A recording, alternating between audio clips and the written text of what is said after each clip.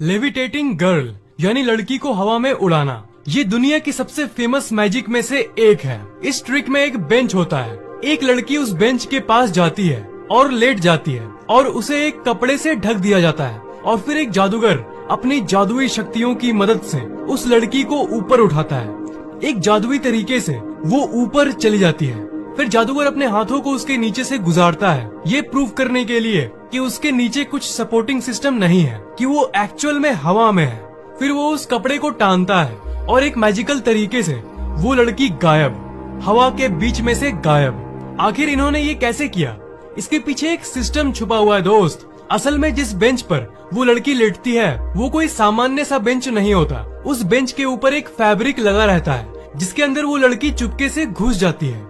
अब आप ये पूछोगे कि जब ये जादूगर उसे हवा में ले जाता है तब तो वो लड़की वहाँ रहती है ना? नहीं दोस्त, जब वो जादूगर अपने हाथों को हिला रहा होता है ये प्रतीत करने के लिए कि वो कुछ शक्तियाँ आजमा रहा है, तब तक वो लड़की इसके अंदर जा चुकी होती है। असल में उस समय जब वो जादूगर उसे ऊपर उठा रहा होता है तब जैसे कि मैंने कहा वो लड़की ऊपर नहीं, इसके अंदर, उस बेंच के अंदर रहती है। और ये जो लड़की आप देख रहे हो ये लड़की नहीं है, ये फेक है। इसके नीचे ऐसी तार से बनी हुई एक बॉडी फॉर्म रहती है जो बिल्कुल एक लड़की की तरह दिखती है और उस तार को उस कपड़े से ढक दिया जाता है, इसलिए दूर से देखने से ऐसा ही लगता है जैसे उसके अंदर एक असली लड़की है। अब आप पूछोगे कि ठीक है वो लड़की असली नहीं है, ये तो पता चल गया, पर ये तार से बनी लड़की ऊपर हवा में इतनी देर तक कैसे रह सकती है? देखो, इसका आंसर है लाइटिंग और सेटअप। जो तार इसे ऊपर लाती है वो बहुत पतली होती है। पतली और मजबूत तार का सेटअप यूज किया जाता है और ये दिखती इसलिए नहीं है क्योंकि जो लाइट्स होती है वो ऐसी एंगल में लगाई जाती है ताकि वो आपको न दिखे। आप इन लाइट्स को देख ही रहे हो, ये ऐसी तरह से सेट की जाती है ताकि वो तार एक नॉर्मल आंख को न दिखे और दर्शक तो स्टेज के काफी दूर होते हैं इसलिए वो देख नहीं पाते। और एक क्वेश्चन ये है कि तार वाली लड़की ऊपर जाने के बाद जब वो मैजिशियन कपड़े को हटाता है तब हमें वो तार क्यों नहीं दिखता, गायब क्यों हो जाता है? देखो, जैसे ही वो मैजिशियन कपड़े को नीचे करता है वो तार तुरंत ऊपर चला जाता है। तार बहुत पतली और मजबूत होती है और पीछे ये चमकीली लाइट भी है जिससे वो ऑडियंस को नहीं दिखती और हमें लास्ट में लगता है कि वो लड़की गायब हो गई। तो लाइटिंग और चालाकी से भरी सेटअप के जरिए ये जादू लोगों को दिखाया जाता है। पर ये मैजिक है काफी इंटरेस्टिंग, ये तो मानना ही पड़ेगा।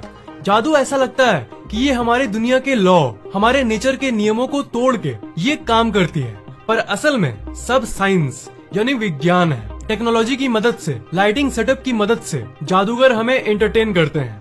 हवा में लोग क्लेम करते हैं कि वो मेडिटेशन के जरिए लेविटेशन यानी हवा में उड़ने की शक्ति को प्राप्त कर लेते हैं, पर वो अपने आप में एक अलग ही बात है। पर अगर गली के जादूगरों की बात करें तो वो आपको मनोरंजित करने के लिए कुछ ऐसी लेविटेशन दिखाते हैं जिसमें वो सिर्फ एक लकड़ी के सहारे ही हवा में घंटों तक बैठे रहते हैं और हम और आप जो गलियों से गुजरते हैं वो ये सोचते हैं कि ये आखिर ऐसा कैसे कर लेते हैं। ऐसे बैठना तो भौतिकी के नियम यानी लॉ ऑफ फिजिक्स के खिलाफ है ना?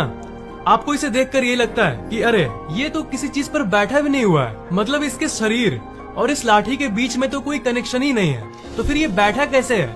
पर बाकी मैजिक की तरह ही इसके पीछे भी एक सिंपल सा एक्सप्लेनेशन है। आपको क्या लगता है ये ऐसे ही हवा में बैठ जाएगा? असल में इसके पीछे एक सेटिंग होती है जिसे मैकेनिज्म भी कहते हैं। असल में जो आपको ऐसा दिखता है ना कि ये सिर्फ हाथ है, पर असल में इसके हाथ के अंदर ही एक लकड़ी का ऐसा मैकेनिज्म रहता है जिस पर वो बैठ जाता है। एक चेयर जुड़ा हुआ रहता है उस स्टिक के साथ और नीचे इस जगह पे असल में एक बनाया हुआ प्लेटफॉर्म रखा जाता है जिससे ये असली लगे। मतलब पूरी कहूँ तो बात ये है कि एक बहुत ही चालाकी से भरा सेटिंग इसके पीछे होता है और इनके ढीले ढीले कपड़े भी इस ट्रिक का बहुत बड़ा पार्ट है जो कि असल सिस्टम को छुपाने में मदद करता है। असल जादू तो इनकी प्रतिभा में होता है। क्वेश्चन तो ये है कि ये एक जगह पर ही इतनी देर तक बैठ कैसे लेते हैं? इनकी पेशेंस की तो दाद देनी पड़ेगी। ये जादूगर आपको एंटरटेन करने के लिए बहुत मेहनत करते हैं, इसलिए ऑनेस्टली मैं इन सब का बहुत रेस्पेक्ट करता हूँ। Girl shifting from barrels, the most amazing trick. ये मैजिक तो आपने देखा ही होगा। एक लड़की एक बैरल के अंदर जाती है और उस बैरल को सील कर दिया जाता है और एक दूसरा बैरल लाया जाता है और वो भी लॉक्ड रहता है, जैसा कि आप यहाँ देख सकते हो। फिर उन दोनों बैरल्स को आसपास लाया जाता है। फिर थोड़ी देर बाद बैरल्स को अलग कर दिया जाता है और हम लोग ये देखते हैं कि वो लड़की एक जादुई तरीके से दूसरे वाले बैरल में चली गई है। दूसरे बैरल में स्टील की लॉक होने के बावजूद भी वो उसके अंदर कुछ ही सेकंड्स में चली जाती है। ये ट्रिक सदियों से जादूगर करते आए हैं और ऑडियंस को हैरान करते आए हैं। ये मैजिक मजेदार तो है, पर असल में इसकी सच्चाई ये है। असल में दूसरे बैरल की जो लॉक होती है उस पे फ्लेक्सिबल स्प्रिंग रहता है जो मुड़ता है, और जो दूसरा बैरल होता है उसका जो लॉक है वो मैग्नेटिक होता है और एक दूसरे से चिपका हुआ होता है, और इसे आसानी से अलग किया जा सकता है। और जब बीच में वो लड़कियां उसे घुमा रही होती है ये दर्शाने के लिए कि अंदर कुछ मैजिकल हो रहा है, तब तक ये लड़की एक बैरल से दूसरे बैरल में चली जाती है। काफी सिंपल है, isn't it? पानी पर चलना यानी वॉकिंग ऑन वाटर। आपने पानी पर चलने वाली जादू कभी देखा है? ऑफ कोर्स आप ये नहीं देखे हो, ऐसा हो ही नहीं सकता। डायनामो जैसे बड़े बड़े जादूगर ने इस ट्रिक को लोगों को दिखाकर चौंकाया है। जब डायनामो इस मैजिक को कर रहे थे तब सभी की आंखें फटी की फटी रह गई थी कि ये भाई साहब आखिर पानी पर कैसे चल रहे हैं, हाउ इज दिस पॉसिबल। असल में इसके पीछे एक सिंपल सी ट्रिक है। ग्लास, जिसे हम कांच कहते हैं, वो बहुत तरीके के होते हैं और उनमें से एक होता है प्लेक्सी ग्लास। प्लेक्सी ग्लास एक ऐसी ग्लास होती है जिसको अगर आप पानी में डुबा के थोड़ी दूर ही गहराई में रखोगे तो वो दिखेगी ही नहीं। दिखेगी ही नहीं से मेरा मतलब है एकदम नहीं दिखेगी। तो जो पानी पर चलने वाली ट्रिक दिखाते हैं वो असल में इसी प्लेक्सी ग्लास के ऊपर चलते हैं, और दूर से देखने वाले दर्शकों को ये लगता है कि अरे ये पानी पर कैसे चल रहा है। तो यही थी इसकी सिंपल सी trick, the great bus trick. बहुत ही पॉपुलर जादूगर जिनका नाम है स्टीवन फ्रेन, जो डायनामो नाम से भी फेमस हैं, जिनका ट्रिक आपने पिछली मैजिक में देखा, उन्होंने एक बार बहुत ही चौंका देने वाला जादू किया था। उन्होंने एक बस के ऊपर बस एक हाथ रख के एक असंभव पोजीशन में बहुत देर तक रहा था। बस के अंदर और बाहर के लोग पूरी तरह से चौंक गए थे। गजब का जादू था ये। पर इनकी आखिरी सीन जो कि ये थी, इसी से इसकी ट्रिक लोगों को पता चल गई। आखिर में बस राइडिंग के अंत में जब ये सीन दिखाया जाता है, डायनामो बस से नीचे उतरते हैं, तब इस बस में कोई भी यात्री नहीं रहता है। इसका मतलब क्या है? इसका मतलब ये है कि ये एक चाल थी, एक सेटिंग थी। वो बस के सारे यात्री असल में मिले हुए थे और उसी ट्रिक का हिस्सा था ये। आप कहोगे give me proof man, proof दो हमें कि ये बस फेक थी। आप लंदन की ट्रांसपोर्ट की ऑफिशियल वेबसाइट में जा सकते हो। उसमें आप देख पाओगे कि बस नंबर 543 का कोई शेड्यूल मिलेगा ही नहीं। ये बस सिर्फ हॉलिडे यानी छुट्टी के दिनों में चलता है। पर डायनामो की ये ट्रिक छुट्टी के दिन नहीं दिखाई गई थी, एक चलती फिरती नॉर्मल दिन में ही दिखाई गई थी। आप रोड पर देख सकते हो बहुत लोग अपने ऑफिस के लिए निकल रहे थे। और दूसरी बात, जब ये इस ट्रिक को परफॉर्म कर रहे थे तब हम उनको कभी भी अपना हाथ हिलाते हुए नहीं देखते। पूरी मैजिक के दौरान एक बार भी, एक सेकंड के लिए भी, थोड़ी सी भी उनकी हाथ नहीं हिलती है। ये असल में एक नकली हाथ, एक फेक हाथ होती है और ये इस बस से जुड़ी हुई होती है। असल में इनका असल हाथ इनके कपड़ों के अंदर था। और लास्ट में मैजिक बस राइडिंग के अंत में जब ये सीन दिखाया जाता है, डायनामो बस से नीचे उतर रहे हैं, इस सीन को देखकर आप लोग ये कहोगे कि क्या इसका भी कोई एक्सप्लेनेशन है? वेल, इस वीडियो को देखो एक बार। लास्ट में ये सीन दिखाया जाता है जिसमें इनका पैर नहीं दिखाया जाता है, फिर पैर डिस्प्ले होता है पर ऊपर का भाग नहीं डिस्प्ले होता है। उसके बाद इस सीन में आधा पैर ही डिस्प्ले होता है।